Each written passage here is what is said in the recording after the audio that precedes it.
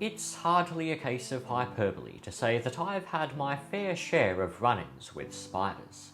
So often are these eight-legged entities embroidered upon my everyday existence that you'd almost think I run a YouTube channel that's heavily focused on them.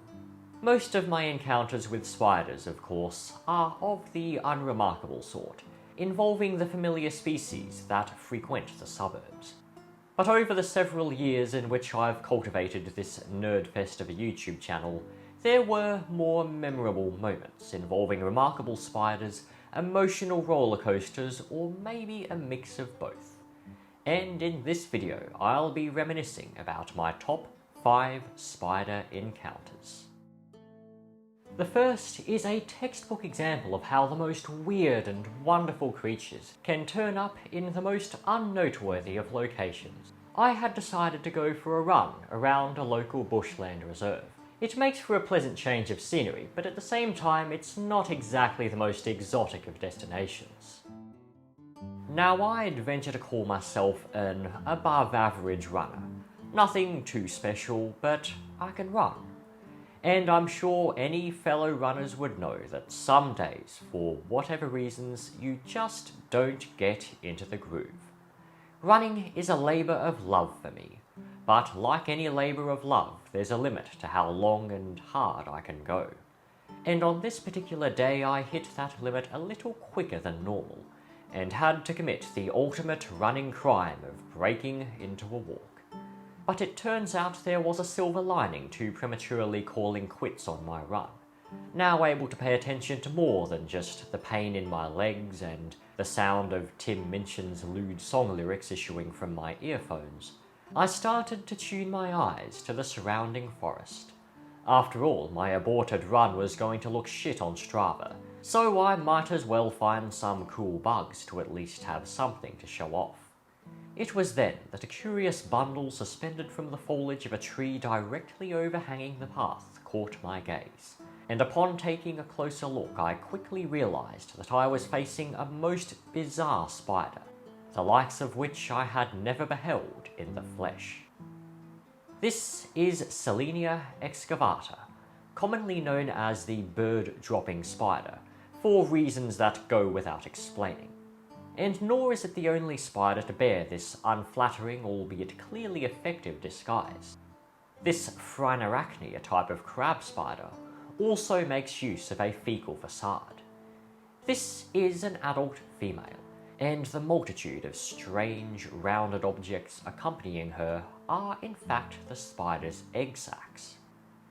Though looks may be deceiving, Selenia is a member of the family Araniidae, which includes many of the most familiar orb-weaving spiders, including golden orb weavers like this Trichonephila plumipes, and garden orb weavers like Hortophora. Selenia, however, has eschewed the usage of the vast, intricate webs employed by many of its relatives, instead favouring a more devious approach to prey capture. Come nightfall, Selenia abandons her disguise and prepares to hunt. She may suspend herself from her daytime perch on a silken dragline, but that's about as far as her usage of silk goes, and sometimes she doesn't even do that. Then she waits.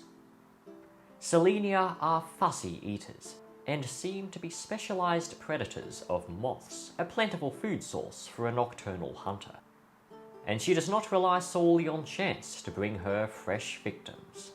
The spider releases a pheromone, a chemical cue, mimicking the breeding pheromones produced by female moths, which the males find irresistible.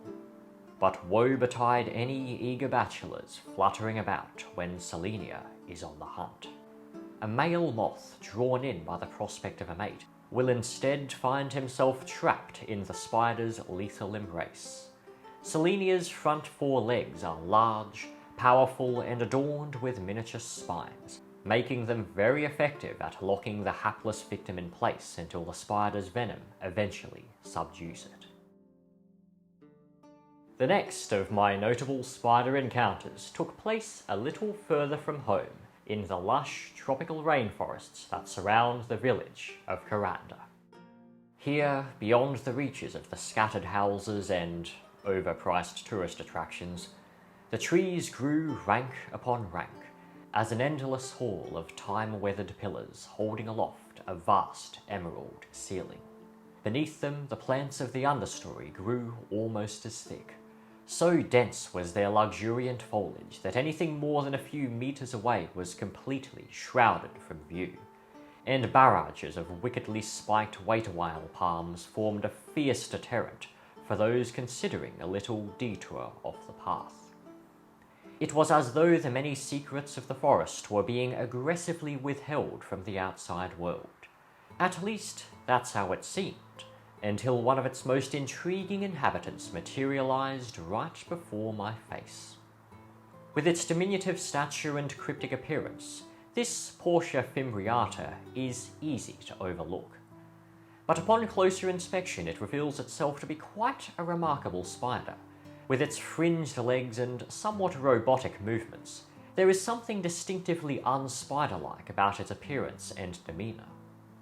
But memorable as these little quirks are, they are not what makes Portia such a holy grail for any spider enthusiast.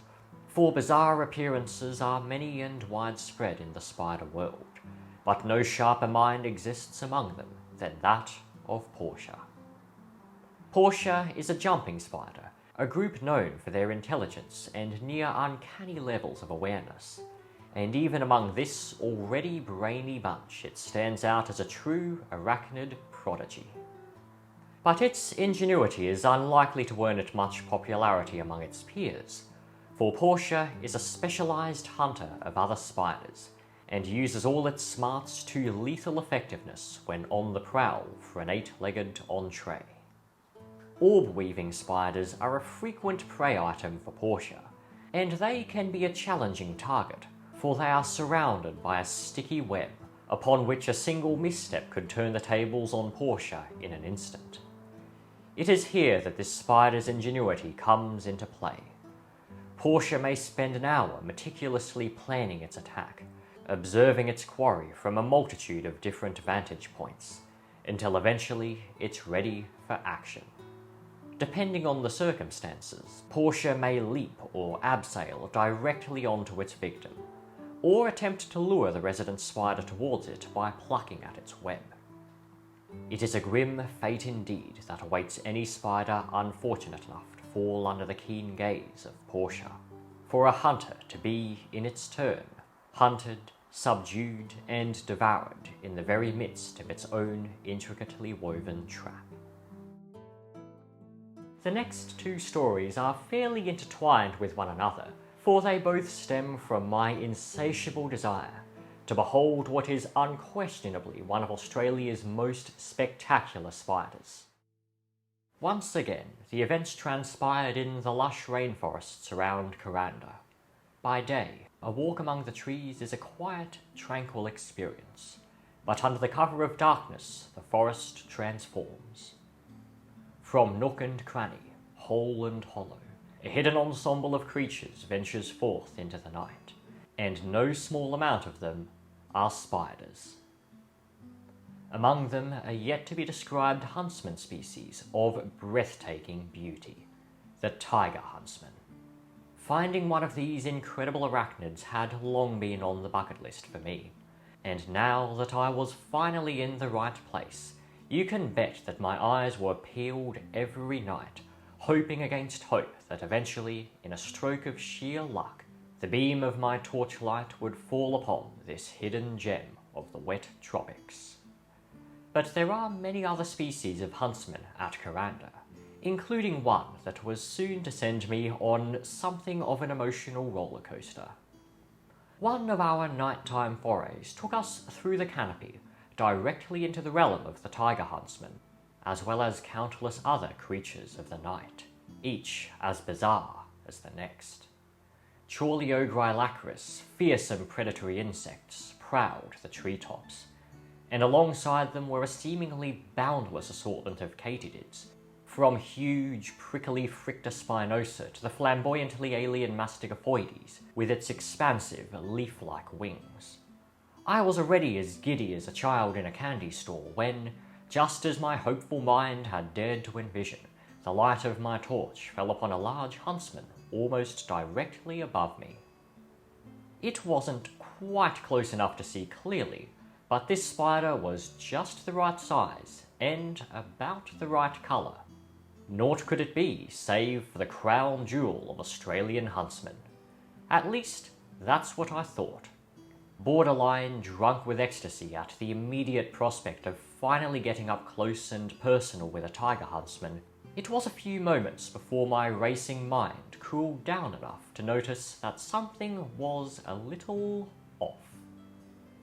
The shade of orange wasn't quite as vibrant as one would expect, and nor was there any sign of a tiger huntsman's distinctive markings.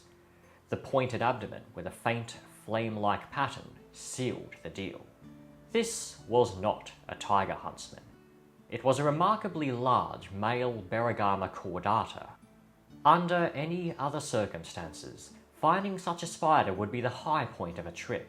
Berigama cordata are stunning spiders in their own right, and a freakishly big individual is always a bonus. But as I stared at the undeniably very impressive spider that now sat bold and clear before my eyes, I felt nothing but disappointment. I had overcome my fear of spiders when I was barely out of primary school, and this was the first time in all the years that elapsed since then that I almost came close to hating a spider. So while that particular foray came to an anticlimactic end, the hunt for the tiger huntsman continued. Hunting for huntsmen. Guess that makes me the huntsman? Or am I the huntsmanman? Huntsman? Whatever. We now come to the final night of the stay at Nakarada. Myself and my little fellowship of bug freaks had wrapped up another night of spotlighting around the local rainforests. Many of the usual faces had made their appearances, from the typical soiree of katydids to stunning tree frogs like Nyctomistes infrafrenatus. It had been a hectic night, running hither and thither, looking at this, that, and the other, and on the walk back I had gotten so tired that filming wasn't even on my mind. My camera, after a long night of being shoved in the face of countless critters while a bespectacled nerd tries to come up with something interesting to say, was retired, buried in the uncharted depths of my backpack. But some of my companions were a little more awake than I was, and still keen to search for animals. We had been walking along the edge of a highway and had just arrived at the intersection from which the road leading to our lodge extended up a steep hill and out of sight. But right as we were about to cross the intersection, the sighting of a few big huntsmen caused us to tarry in our return, and spend a few moments scouring the immediate vicinity. The nightly chorus of frogs and katydids, crickets and cicadas played on through the darkness, a song that in some ways reflected the rainforest itself, as beauty and chaos entwined, ceaseless and unbroken. Well, almost unbroken, for on this night it was rent by an excited cry that I knew could only mean one thing. And sure enough, as I turned around, I saw one of my companions with his torchlight fixed on the trunk of a nearby tree, and at the centre of the illuminated patch stood a small huntsman. That very spider would come to grow into this awe-inspiring creature. Not my spider, I regret to say. She fell into the possession of the one who found her, but I was lucky enough to have the chance to meet up and film this adult female tiger huntsman in all her unparalleled glory. It was an incredible experience to finally see one of these spiders in the flesh. Photographs of these huntsmen had amazed me ever since I was a child, but never could they capture the sheer beauty of the real thing. But I think my business with the tiger huntsman isn't quite finished yet. Someday I'm sure I'll make it up to Nakarada again, and when that time comes, rest assured I'm not falling for any doppelgangers. Now we arrive at what I'll quite comfortably say is my most memorable spider encounter, And not because of the intrinsic uniqueness or rarity or beauty of the spider itself. The spider involved was, in fact, one of the most familiar faces on this channel. If you've watched any of my outdoor adventure type videos, you'll probably notice that there is one spider that seems to appear almost every single time. Holconia immanis. So why would an encounter with such a familiar species top my list? Well, I'm not just talking about any run-of-the-mill meeting with this enormous huntsman here. I'm going to be recounting one particular incident that, for me, represents a bit of absurdist comedy, and for arachnophobes, a nightmare come to life. I was meandering around some local bushlands in search of critters, as one does in their free time, and had not long ago learned that peeking beneath the loose, peeling bark of eucalypts was a perfect way to find huntsmen. Within minutes, I had landed on a jackpot, a huge male Holconia immanis. At the time, I hadn't really committed to YouTube, and had not yet developed the habit of compulsively filming everything I find. Even so, I decided to snap a couple quick pics to upload to iNaturalist. But the spider was in a suboptimal position for photography, so I thought I'd give him a little nudge in the hopes that he'd move out into the open. Well, he moved all right, so rapidly that my eyes couldn't even process where he had gone. I scoured the ground at my feet, assuming he had scampered off among the leaf litter. It was then that I noticed a silken dragline trailing up my leg, which ultimately betrayed the spider's real location. Somehow, without me even registering it, this huntsman had managed to seek refuge in my pants. And as soon as I moved, the spider nestled itself even deeper into its unorthodox shelter. There was clearly going to be no easy way out for either of us.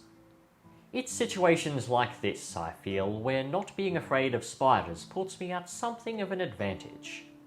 While many others would have been more than willing to risk being charged for indecent exposure, if that meant evicting the undesirable passenger in a timely manner, I was thankfully able to maintain my composure. The area was somewhat busy at the time, so I was definitely not taking any chances with trying to remove the spider out in the open, knowing my luck a huge crowd of inquisitive tourists would spontaneously materialise out of thin air the instant I tried.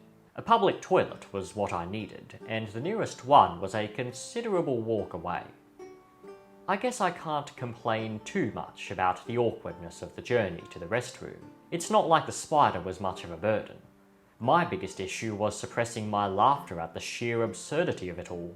And let's face it, out of the two of us, the huntsman was definitely the worse off. I can't imagine it being especially comfy in there, nor would the company be particularly endearing either. Luckily, for both our sakes, I arrived at the toilet block without any difficulties, and freeing the spider from his bizarre entrapment proved to be a simple and straightforward task. I briefly handled him for a few photographs before releasing him under the same sheet of bark upon which he was caught. Large and spectacular as he was, I had zero plans on keeping him. I'm sure he'd already seen enough of me to last him a lifetime. Well, that just about brings an end to this video. If you'd like to see everything that I encountered on my adventures at Nakarada, then feel free to check out this playlist here. And if you want to see more footage of the spectacular tiger huntsman, then this video here should be exactly what you're looking for. Of course, if you enjoy my content, then feel free to subscribe. Thank you all very much for watching, and I shall see you again very soon.